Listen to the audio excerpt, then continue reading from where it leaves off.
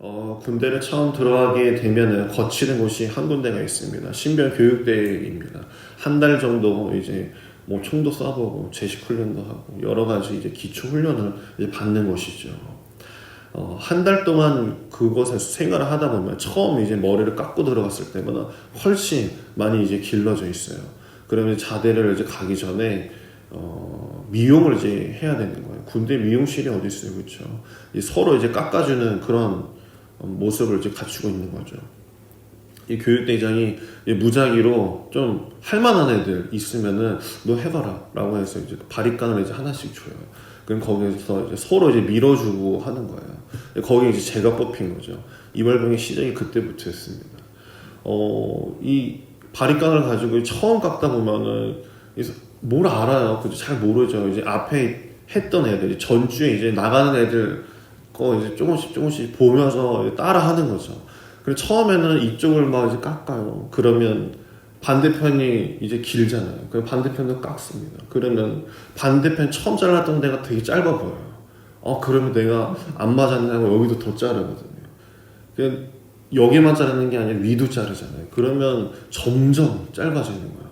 나중에 그냥 다 빡빡 깎아요. 아예 안 되겠다 하면서 미안해 하면서 서로 이제 탁 이렇게 빡빡 깎아주는 거죠. 제가 미용실을 너무 쉽게 본 거예요. 요즘 미용실에서 남자 커트가 얼마인지 아시나요? 싼 데가 10,000원이고 비싼 데는 2-3만 원까지 하는 데도 있더라고요.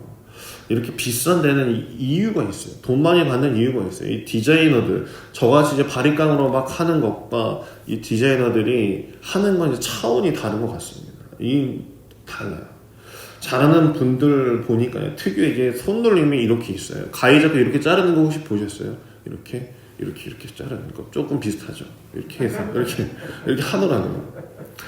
거의 뭐 창조자 수준이에요. 그분들이 만져야 좀 그런 것도 있죠. 미용실에서 내가 이제 늘 원하는 그 디자이너가 있는데 그 디자이너가 어디 갔어요. 그러면 그 사장님이 디자이너 어디 갔는지 안 알려주죠. 그쵸? 망하니까 안 알려주는 거예요. 거기 따라갈까봐. 그분들은 내 머리를 어떤지 다 알고 그분이 만져야만이 내 머리가 잘 나오기 때문에 그런 겁니다. 뭐 미술계에도 레오나르도 다빈치나 이 고흐처럼 유명한 이 화가들에게도 이 특유의 누구도 따라할 수 없는 붓터치가 있대요. 붓터치.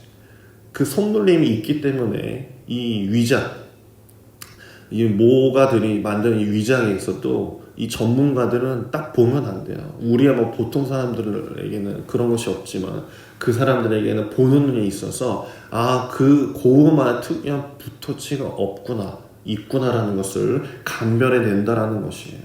그것은 따라할 수 없는 그 특유의 손놀림, 터치가 있다라는 것이죠. 이 세상도 마찬가지일 겁니다. 만물을 만드신 하나님이야말로 최고의 예술가이신 거죠. 하나님이 만드신 만물에는 그분의 숨결이 깃들어 있어요. 모든 것 하나하나에는 하나님의 손길이 다 있는 것입니다. 마치 고흐의 작품에 손놀림이 있듯이 말이죠. 바울은 오늘 말씀 로마서 1장 20절에 이렇게 이야기하고 있어요. 창세로부터 그의 보이지 아니하는 것들, 곧 그의 영원하신 능력과 신성이 그가 만드신 만물에 분명히 보여 알려졌나니라고 이렇게 말하고 있습니다. 저희 어머니의 이 핸드폰 사진첩 최근에 바꿔드렸는데 이 사진첩을 한번 쭉 봤어요. 저희 어머니도 서울 여자여가지고 뭐 젊었을 때는 별로 그런 게 없었는데 나이가 드시면서부터 꽃 사진을 그렇게 찍으시더라고요. 이 꽃이 나이를 분별할 수 있는 것 같아요. 뭐 꽃 좋아해가지고 뭐 나이 들었다는 게 결코 아니라 꽃을 좋아하기 시작한다. 저도 꽃 사진을 간혹 찍긴 하는데 이 좋아한다라는 것은 하나님께서 만드신 그 꽃의 아름다움을 이제 볼 수 있는 눈이 생겼다라는 거잖아요. 그렇죠? 산을 저도 처음에는 좋아하지 않았어요. 뭐하러 거길 올라가지? 라고만 여겼던 산이 가면 좋은 거예요. 왜 좋은지는 저도 모르겠는데 가면 이상하게 좋은 게 느껴지더라고요. 하나님이 만드신 그 만물 속에 느껴지는 것들이 내가 느껴지기 시작한다는 거. 그 하나님의 숨결이 내가 느끼기 시작한다는 거거든요. 이 연륜이 쌓인다라는 이제 표현을 한다는 거잖아요. 아침 공기. 피부에 와닿는 그 햇살, 또 입 끝에 탁 매달린 그 뭐랄까요, 빗방울, 물방울, 꽃잎 하나까지 왠지 하나님께서 만드신 이것 하나가 나에게는 그저 그냥 스쳐 지나가는 것들이 아니라 하나님의 그 손길이구나, 하나님의 만드신 것이 이렇게 아름답구나 라는 것을 느껴진다는 것이에요. 거기에 하나님의 성품이 간직되어 있다는 것을 내가 느끼는 거죠. 예민한 감별사가 대가의 그 분놀림을 알아가듯이 아마 영적인 사람들은 만물에 깃들어 있는 하나님의 손길을 느낄 수 있습니다. 하나님의 창조가 아니라면 이 아름다움을 내가 느낄 수 없지.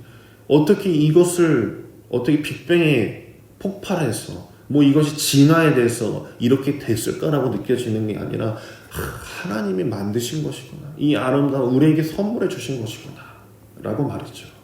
그렇기 때문에 우리 옆에 있는 한 사람 한 사람도 하나님의 솜씨라고 이렇게 이야기를 하잖아요. 저는 아쉬운 점이 여기에 한 줄만 더 넣어주셨으면 참 더 좋았을 텐데 저는 쌍꺼풀이 없어가지고 이 부분이 참 아쉽지만 다 모두가 하나님의 솜씨라는 거예요. 그러나 많은 사람들이 영적인 눈이 어두워지는 탓에 이토록 분명한 만물의 증거 앞에서도 하나님을 느끼지 못할 때가 있습니다. 하나님이 지으신 만물 속에서 살아가는 동안 하나님을 느낄 충분한 기회를 제공받았음에도 불구하고 하나님의 그 의도와는 상관없이 살아가는 그 잘못을 범하는 경우가 참 많아요. 인류는 만물에 낙서를 하듯이 이 자연을 마구 사용할 때가 있고, 또한 사람을 사람으로 대하지 않을 때가 참 많습니다. 사람을 사람처럼 대하며 존중해 줘야 되고 그 존재 자체로 긍휼히 여겨야 되는데 그렇지 못할 때가 참 많은 것 같아요. 샌드위치 테베리의 그 어린 왕자라는 책이 있습니다. 그 책 중에 제가 몇 가지 인상 깊은 것들이 있지만 그 중에 하나가 이런 구절이 있어요. 내가 비밀을 하나 말해줄게. 정말 중요한 것은 눈에 보이지 않아 라는 구절이에요. 파도는 보이지만 그 파도를 일으키는 바람은 보이지 않는 것처럼 이 세상은 보이는 것과 보이지 않는 것들의 조합이다 라는 뜻을 가지고 있는 것이죠. 인생에서 귀한 것들은 이상하게도 눈에 보이지 않는 것 같아요. 그것이 바로 우리가 꿈을 꾸고 기도를 할 때 눈을 감고 하는 것이 아마 그 이유가 아닐까 생각이 됩니다. 내 오감, 눈, 손, 촉감, 귀 이런 것들 다 뒤로 하고 기도할 때 비로소 하나님을 느낄 수 있는 것이에요. 다들 기도하다 보시면은 잠깐 기도해서는 모르겠지만 오랜 시간 동안 기도하고 충분히 하나님을 느낄 때가 되면 하나님께서 나를 이끄시고 운행하시고 말씀하시고 나에게 그 뭔가 손길을 주신다는 것을 느끼실 때가 있잖아요. 눈에 보이는 돈, 땅, 버섯 그런 것들은요, 눈에 보이지 않는 사랑과 행복과 그 정의와 그 자유 등을 얻기 위한 수단일 뿐인 거예요. 제가 신방을 다니다 보면은 여러 집을 다니다 보면 이런 것들이 좀 느껴질 때가 있어요. 집 냄새가 다 달라요. 여러분들은 내 집 냄새를 전혀 모르시잖아요. 그렇죠? 혹시 옆집 한번 가보셨을 때 조금 다른 느낌을 받으신 분들이 계실지 모르겠어요. 저는 딱 들어가 보면은 냄새가 다르다는 걸 느껴요. 저희 집도 분명히 냄새가 나겠지만 전 그래서 아시는 분들은 아실지 모르겠지만 저는 이 움직이거나 그럴 때마다 꼭 향수를 뿌리거든요. 집에서도 향수가 몇 개 있고 제 책상에도 사무실 책상에도 향수가 하나 있고 꼭 향수를 뿌리고 다녀요. 저만의 이제 냄새, 혹시 아저씨 냄새가 날까봐 저희 아내가 혹시 제 냄새에서 아저씨 냄새를 맡으면 좀 싫을까봐 저 스스로 이렇게 막 뿌리고 다니는 거예요.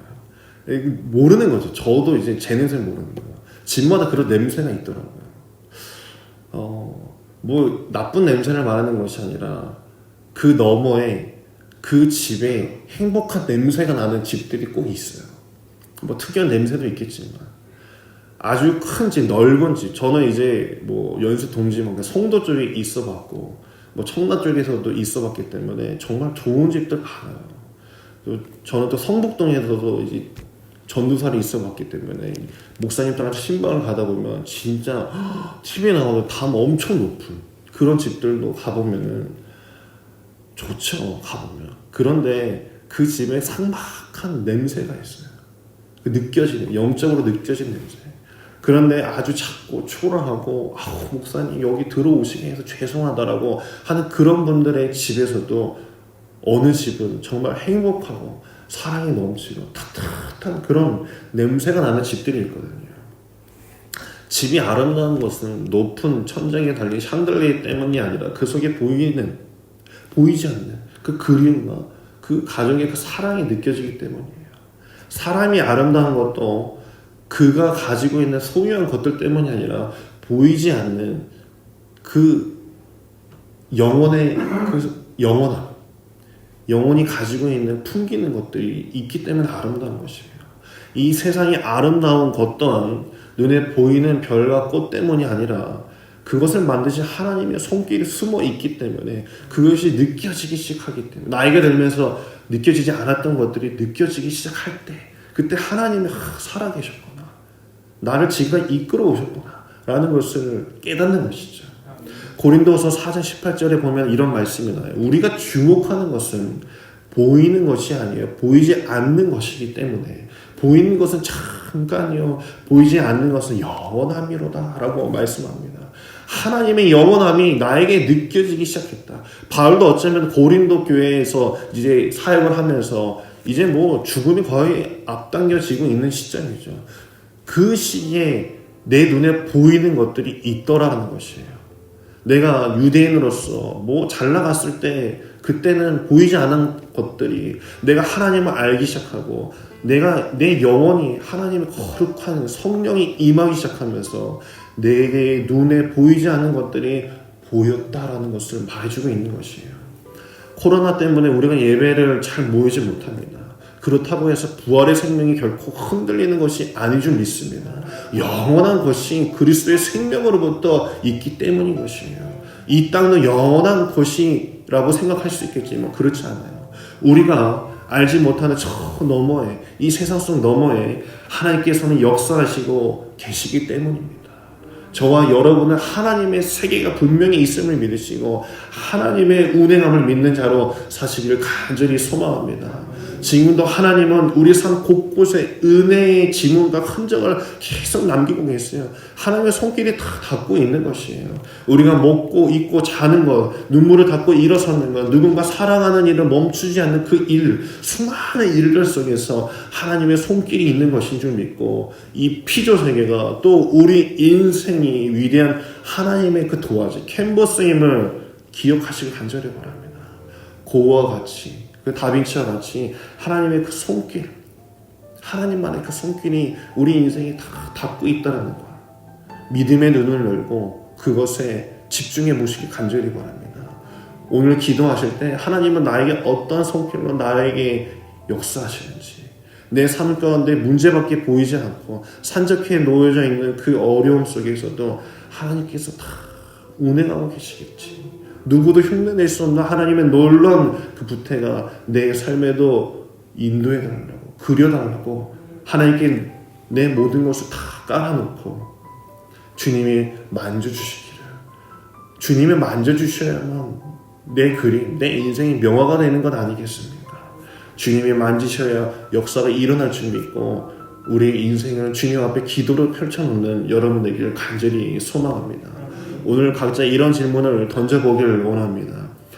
내 삶 속에서 늘 하나님을 묵상하며 느끼고 있습니까? 하나님의 손길, 하나님의 숨결, 하나님의 만지심, 그것을 느끼는 여러분 되기를 간절히 소망합니다. 기도하겠습니다.